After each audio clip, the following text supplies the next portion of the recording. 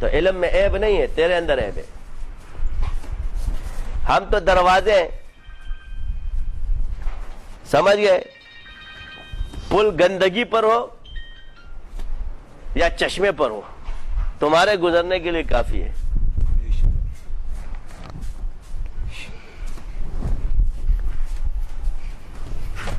تم میری تقلید ذاتی کرتے ہو تو تمہارا عقیدہ خراب ہے. جس نے کیا ہے، یہ مولوی بھی جانتے سارے، تقلید ذاتی حرام ہے. کسی کی تقلید علمی کی جاتی ہے، اور علم اللہ کی صفت ہے. رحم مہارت شرط ہے. اگر ایک ڈاکٹر بیمار ہے تو اس کا یہ مطلب نہیں ہے کہ وہ آپریشن نہیں کر سکتا ہے، اس سے اس کا علم ختم نہیں ہو جاتا. تو جہالت کیا ہے؟ کہیں گے اس پر جادو ہے، تمہارا علاج کیا کرے گا؟ میں نے کہا ایک جواب دے دیتا ہوں، اسی آگ سے تیری آگ بجھا سکتا ہوں. سبحان اللہ. اسی آگ سے تیری آگ بجھا سکتا ہوں، یہ اللہ نے مجھے دیا ہے. باقی اس معاملات کو چھوڑ دو، یہ آگ تمہیں تو جلائے گی، میرے اللہ نے پرامن رکھی ہے. دنیا سے شیاطین ختم نہیں ہوں گے، وہ میرے پہ چڑھتے رہیں گے، چلائیں گے، لگاتے رہیں گے، ان کا بس چلتا رہے گا جب تک ہم زندہ ہے. میں مر جاؤں گا، کوئی اور آ کے بیٹھے گا. نہ یہ جنگ ختم ہوئی ہے نہ ہوگی. نفس اور شیطان سے ہے تیری جنگ جاری، کبھی اس کا پلہ باری، کبھی تیرا پلہ باری.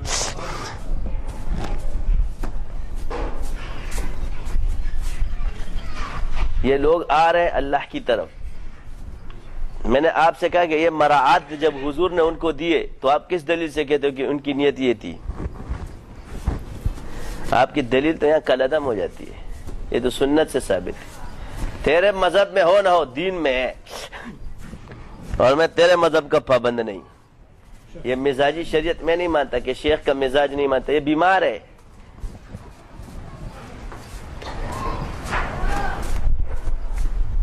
اسی طرح صحابہ نے جیسا دیس ویسا بیس. جن کے اندر کے بتائیں کو پتا ہے کہ میرا اندر یہ ختم نہیں کر سکتا اور ظاہر یہ پہچان نہیں سکتا. تو جن کے ایمان پختہ ہوتے ہیں نا، اسی دیس میں اور اسی بیس میں اس دیس کو ہی بدل دیا. اسی دیس میں ان کے بیس میں ان کا دیس بدل دیا. یہ تو صحابہ کا کمال.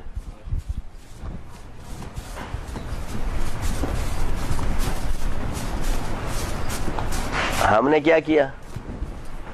نام لینا بہت آسان ہے. تم 100 مرتبہ ذکر نہیں کر سکتے نہ دعوے کرتے صحابہ کا طریقہ.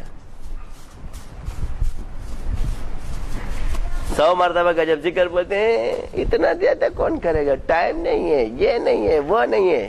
صحابہ کی سنت مجھے بتا، مطالعے کی زیادتی ہے، ذکر کی زیادتی؟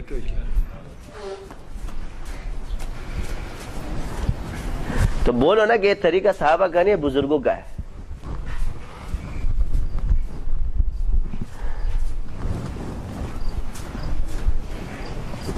میں اس لیے تو میں تقسیم کر رہا ہوں. یہ ایک صحابہ کا طریقہ ہے، ایک بزرگوں کا طریقہ ہے. یہ ولیوں کا طریقہ، یہ صحابہ کا طریقہ ہے. صحابہ کا طریقہ کثرت سے ذکر کرنے کا ہے. پھر صحابہ کی کوئی مخصوص خانقاہ نہیں ہوا کرتی تھی، جدھر بیٹھتے تھے وہی ان کی خانقاہ ہے. جدھر بیٹھتے وہی خانقاہ، وہی مدرسہ، وہی سب کچھ ہوتا تھا ان کا. اصحاب صفہ تو 70 تھے، کیا باقی صحابہ نہیں تھے؟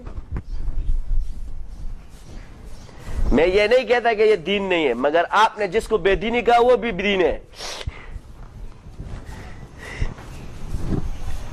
اور بات رہی کمیوں کی، اگر اس شعبے میں کمی ہے تو کمی تو سب شعبوں میں 100% تو کوئی بھی نہیں ہے. ایک چیز تھی، لا الہ الا اللہ، ان کا ذکر ہوتا تھا، ان کا ایمان تازہ رہتا تھا. نماز پڑھو، لا الہ الا اللہ کی ترغیب دو. نماز پڑھے گا اعمال درست ہوں گے. آپ کہو گے جی یہ نسخہ، بھائی مریض کو دوا دو، یا تقریر کرو یا دوا دو. تقریر کرنے سے کسی کا مرض تو نہیں جائے گا, ہاں علم میں آ جائے گا, اور دوا دینے سے مرض چلا جائے گا. تو اب حضور نے فرمایا جو کلمہ پڑھتا ہے لا الہ الا اللہ, اس سے اس کا ایمان تازہ رہتا ہے, محمد الرسول اللہ. اور نماز کیا ہے؟ ان الصلاۃ تنہی عن الفحشاء والمنکر, جو نسخے حضور اور اللہ نے بتائے اس پر تو میں اعتراض ہے.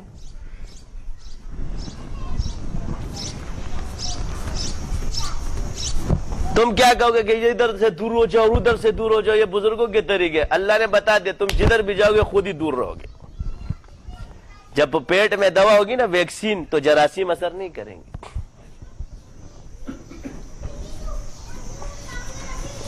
میرا تجربہ ہے, اگر یہ گناہ میں ہے تو ذکر میں نہیں, اور اگر ذکر میں تو گناہ میں نہیں. ناممکنات میں سے کرتا رہے ذکر لا الہ الا اللہ, پڑھتا رہے. اس کو طوائف خانے میں چھوڑ دو, یہ گناہ کر کے آ جائے میں ذمہ دار ہوں. سبحان اللہ. مگر شرط ایک ہے, جب یہ کامل بن جائے اس کو چھوڑ دو. میں دیکھتا ہوں کون اس کو خراب کرتا ہے, اللہ اس کو بچائے گا. اور اس لیے ایسے ایسے جو ذاکرین بزرگ تھے جہاں گئے وہ طوائف خانے بند ہو گئے.